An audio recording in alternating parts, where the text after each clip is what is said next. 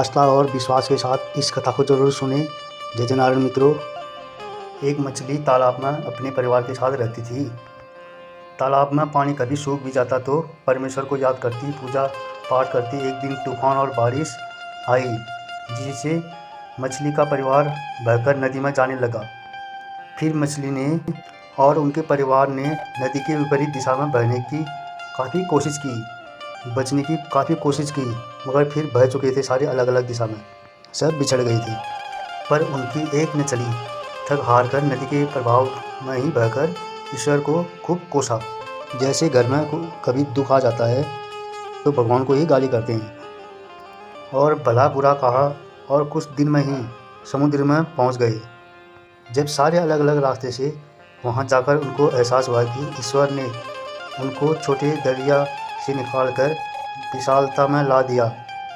उनसे हमारे जीवन में तूफान लाकर अपने विशाल स्वरूप से जोड़ दिया। इसलिए हर पल ईश्वर पर आस्था और विश्वास रखो।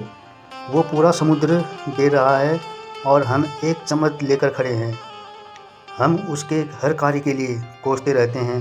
वो सबके पालनहार हैं, कैसे बुरा कर सकते हैं। बस हमें अपने धैर्य, संयम और कर्म का आश्रय नहीं त्यागना चाहिए। अपने ईश्वर भगवान पर भरोसा रखना चाहिए। मित्रों, एकांत की साधना क्या है, अब मैं आपको बताने जा रहा हूँ। साधना करनी हो तो एकांत में करो। साधना एकांत की होती है।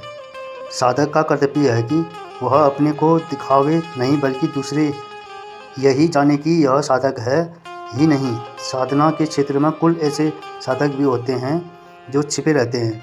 एक पद में श्री राधा रानी जी का यह भाव प्रकट हुआ है कि मेरी पूजा का फल मुझे बस यही मिले कि पूजा में बस मेरी रति बढ़े, परंतु मेरी पूजा को मेरे श्याम सुंदर जान न पाए।